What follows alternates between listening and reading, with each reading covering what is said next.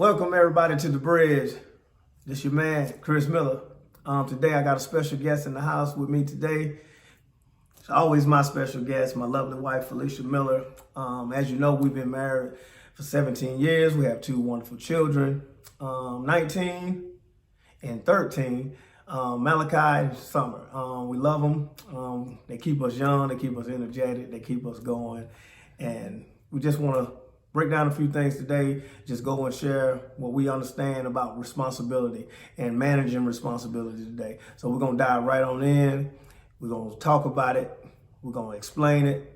We're going to give you our point of view. Hopefully it'll shed some light on what we have going on out here in the world. Miss Felicia Miller, we're going to dive right on in. So I'm going to ask you a few questions. One of the highest forms of maturity, in my opinion, and what I've looked up a few times, is responsibility. And I want to know, what's your take on responsibility? Okay, I agree with that statement. I'll tell y'all a little story about us. When we were dating, he used to always say, if I get a woman pregnant, we weren't really even serious then, I'm gonna marry that woman. And in my mind, I'm like, dude, you settling if you get somebody pregnant, and just because you make a baby with them, you gonna marry them. Because you could be a good father if you're not with the mother. You're a better dad if y'all are in the house and doing it together totally. But you can be a good father. I don't know who that's for, but you can be a good father if you and the mother are not together. So I used to say, well, you settling. And I ended up getting pregnant while we were dating. But at this point, when I got pregnant, we were serious and we were in a committed relationship. But shortly after, he proposed. And I was kind of torn about accepting the proposal, even though I wanted to be married badly. And I loved him, and I still do. But I was like, is he really marrying me because I just do it for him? Because he loves me, or because I am that girl for him. So I was kind of torn, but he has not missed a beat. And it showed me so much about him and how he assumes responsibility for his actions. He has never not wanted to be in this family. In our most difficult times in marriage, Chris has never not wanted to be husband and daddy. So he assumed that responsibility, and he wore that mantle, and he wears that mantle well. And I am grateful that he does see responsibility the way he sees it, because I have a great husband because of that. So in saying that, when we look at our lives, there is no one to blame about things that are off in our lives but us. If we receive responsibility the way we're supposed to, that is called good stewardship. God calls us to be stewards of the things that he gives us, whether that's our family, our jobs, our businesses, our ministries, whatever it is, that's stewardship. And as we handle it properly, we're being responsible. And as Chris said, one of the highest forms of maturity is responsibility. You ain't grown if you ain't responsible for your actions. If you got kids out here that you're not taking care of, you're not grown. You may be a man body form, but you're not an adult. You're not grown and mature because you're not assuming responsibility. If you got businesses in you and you letting them lie dormant because you feel like you just not that dude or somebody else doing it better, you ain't grown. Because all of us know what's in us. We just got to tap into it. That's good.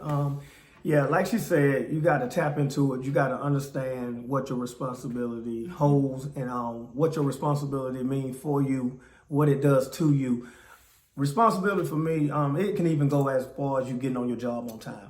That type of situation, as far as being on the clock, doing what the manager tell you to do. Those type of things are good for you as far as responsibility. Now, as far as your children and your husband or your wife or whatever you hold in your hand, that's your responsibility. It's just like when you get a brand new toy. It's your responsibility to take care of it. It's your responsibility to make sure it gets the best care because it's in your hands. That's what you need to do when it comes to responsibility. So my family is my responsibility, which was a gift that was given to me. So like she said earlier, when I got her pregnant, my mindset was to marry the woman that I got pregnant. I didn't want to have a bunch of kids out here by different women. Now, that's not to knock anybody else that does, but your responsibility just became that much greater once you decided to say, I'm going to have a bunch of children out here by different women. Your responsibility level became that much greater. So what you have to do is step your game up and then go recognize that, okay, we didn't choose what we chose by just going out here and saying, I want to have a bunch of babies out here by different mothers. So I'm going to have to step my game up and I'm going to take care of my kids. The kids didn't ask to be here. You know, you knew what it took to get them here. So you got to step up and handle your business, handle your responsibility. That's the highest form of maturity and level is responsibility. So that being said, just do what you're supposed to do. Handle your responsibility. Take care of what's in your hand that you're able to take care of. Show people that you can handle the situation. No matter how ugly it looks, no matter how tough the situation may be, responsibility is in your court. Yeah. And you don't have to run from it. It might not be good right now. It might not be tough right now, but it's your responsibility to make a decision to come up out of that situation you're in. What do you think about that? That's true. One thing that we have to do when we're not, because when we don't assume responsibility, we making excuses that keep us in a place of failure. Like, I don't know, again, why this is where I'm on, but a lot of times we'll say, well, I'm almost talk from women's point of view. A lot of women that I know talk about the relationships between their kid's father and them. And they'll be like, well, we can't get along because of this, and we can't get along for this or that. But the truth of the matter is there's a casualty, and that's a child that didn't ask to be here. We will make excuse after excuse to keep us from assuming the responsibility. A lot of times the choices that we make in relationships, we see red flags, we see things that we know may be problematic, but we keep pursuing it. And once the problem is there, we make excuses to keep us in that place of failure in that relationship. Not saying that you have to stay with the person at all, but please be mindful of the fact that there's a child. Be responsible to the fact that I'm going to try to talk sensibly to this man or woman. It could be vice versa. It may be a dad out there struggling to get along with the mother because of that. Keep the casualty in mind, and that's that child. Assume responsibility that y'all made a child together. Work it out and grow so that child can have a healthy upbringing. No child deserves to be incubating in chaos. They don't deserve it. And they don't deserve to be, because there is chaos, one parent is running. They don't deserve that. So assume the responsibility for your life. Assume the responsibility for those gifts that are in you.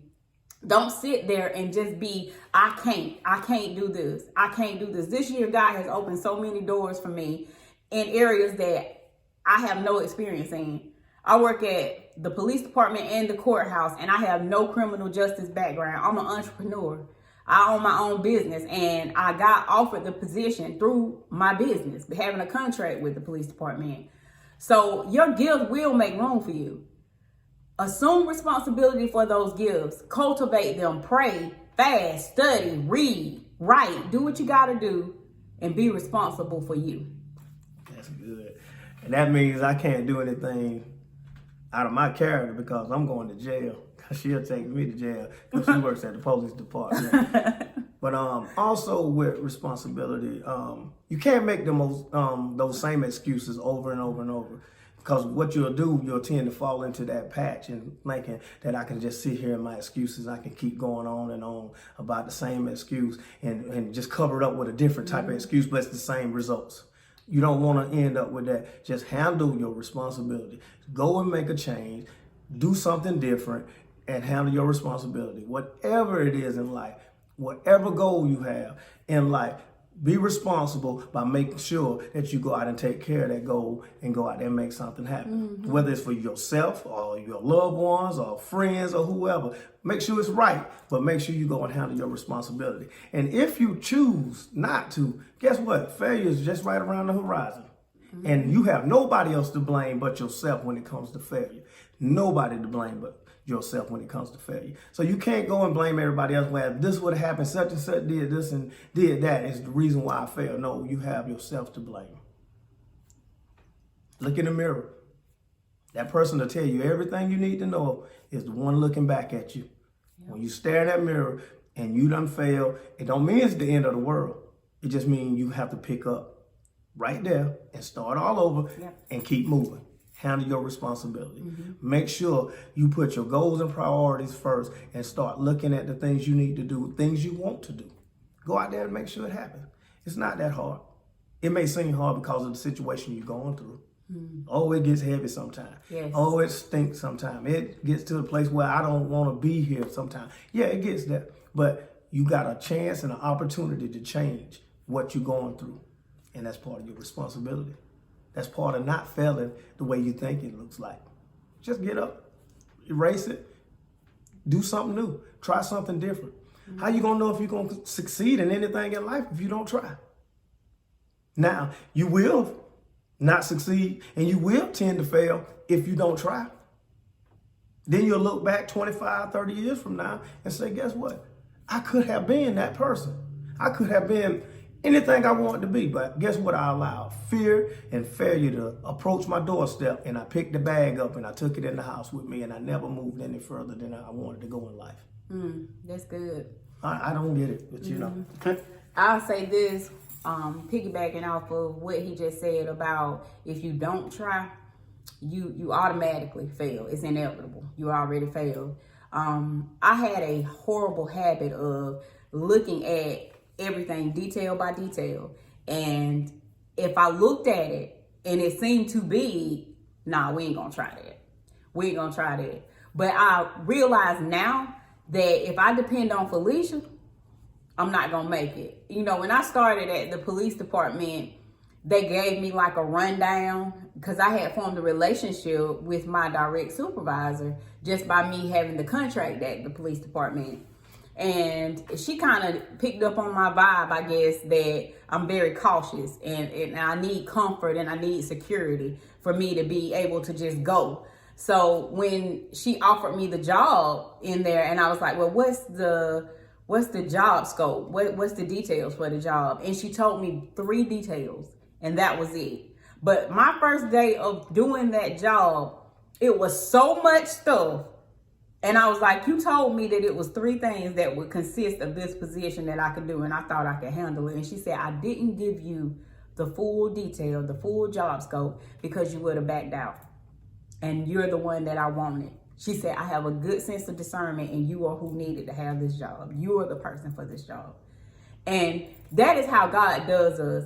Things that we're responsible for, we don't always have every detail as to what to do, how to do it, step by step.